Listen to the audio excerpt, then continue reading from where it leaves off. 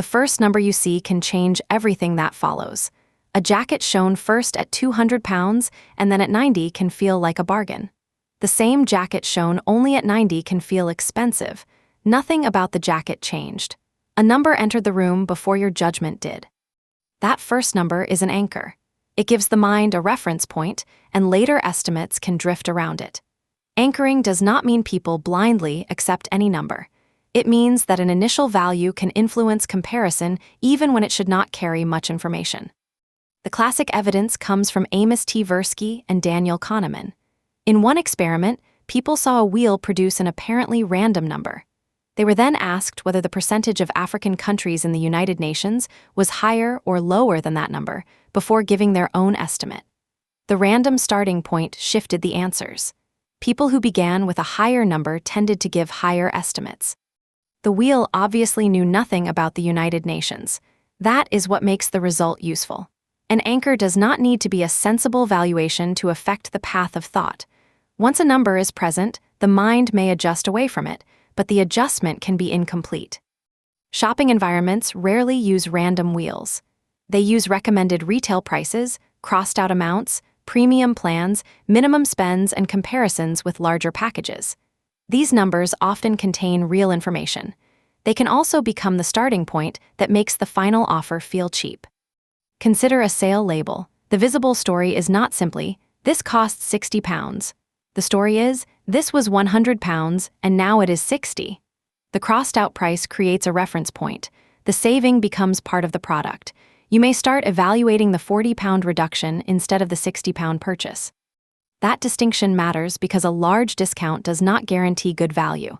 The original price may be typical, temporary, or strategically chosen. Even when it is genuine, the product can still be unnecessary or worse than an alternative. A discount answers, "How far is this price from another price?" It does not answer, "Is this worth 60 pounds to me?" Anchors also appear in negotiation. A first offer can shape the range that follows. A high salary request, house price, or project quote may influence the counteroffer because it sets the conversation's starting scale. Expertise and good information can reduce the effect, but simply noticing an anchor does not always remove it. Then there is the decoy effect. Imagine 3 subscription plans. The basic plan is limited but cheap. The premium plan is expensive but complete. Between them sits a third option that is almost as expensive as premium but clearly worse. That middle option may not be designed to win. It may be designed to make premium look reasonable.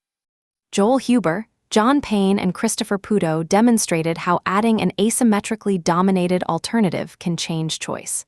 The added option is inferior to one target on the relevant dimensions, but not necessarily inferior to everything. Its presence changes the comparison structure and can increase preference for the option that dominates it. The important lesson is not that every 3-tier menu is manipulative. Different tiers can serve genuinely different needs. The lesson is that an option can influence your choice even when you would never select it. It becomes comparison furniture. Remove it mentally, and the room may look different. Price context becomes even stranger at 0. Free is not always processed as merely 1 penny less than a 1 penny price. Research by Christina Champagnier, Nina Mazar, and Dan airily found that a 0 price can create an additional emotional pull. When an option becomes free, demand can change by more than the tiny price difference alone would suggest. Free delivery is a familiar example.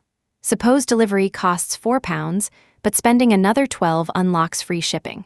The checkout now offers a story in which adding an item avoids a loss. The extra product can feel like the efficient choice, even though paying £4 for delivery would produce a lower total. The word free does not make the offer bad. A genuinely free product can be useful. Free shipping can reduce a real cost. The reset is to compare complete outcomes.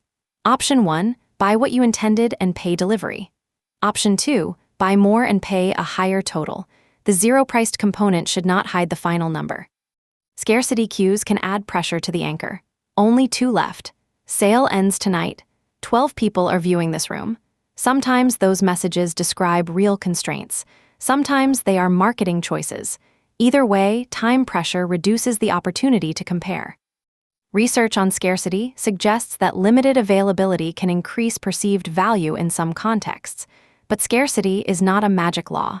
A scarce object can still be useless. A limited time price can still be ordinary. The queue changes the decision environment, it does not improve the product. Notice how these mechanisms can stack. First, you see a high original price, then a lower sale price. Beside it sits a weak decoy. Delivery becomes free above a threshold. Finally, a countdown asks you to act now. No single element makes the decision for you. Together, they build a comparison system that points in one direction. The practical response is not to memorize a list of biases and feel immune. Confidence can become its own problem. A better response is to remove the comparison furniture. Start with the anchor. Hide the crossed-out price and write down the amount you would actually pay. Ask whether the product solves a problem you had before seeing the offer. If the answer is no, the size of the discount is irrelevant. Next, remove the decoy. Compare the two options you might genuinely choose. What does the premium version add? Would you buy those features separately for the difference in price?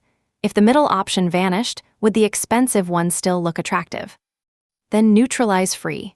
Add the same small cost to every option in your head. If one item is free and another costs £1, imagine they cost £1 and £2. The rankings may stay the same. If they change, 0 was doing part of the work. Finally, separate urgency from value. If an offer is good because the product fits your needs at a sensible total price, a short pause should not destroy that reasoning. Genuine scarcity may mean the item disappears. That is not always a disaster. Missing one offer can be cheaper than repeatedly buying under pressure. This approach does not promise perfectly rational choices. Nobody evaluates every purchase like a spreadsheet. The goal is simply to make sure the first number is not the only number doing the thinking. It also helps to choose your own anchor before entering the shop or opening the comparison page. Decide what problem you are solving, which features matter, and the maximum total that fits your situation. That private number will not make you immune, but it gives the later prices something more relevant to compete with. In negotiation, independent market evidence serves the same purpose.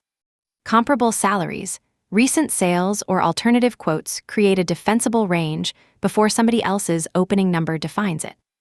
The broader principle is simple. Context is unavoidable, so build better context. Compare complete outcomes, use relevant alternatives, and keep the actual goal visible. A seller's anchor is designed around the offer. Your anchor should be designed around the decision. When you see a sale, plan, or limited time offer, ask, if I had never seen the original price, the weak middle option, or the countdown, what would this be worth to me? That question gives the decision back its own reference point. And if you want to see how the method of payment can make the final cost feel larger or smaller, watch why paying feels almost invisible next. Subscribe to get better with money.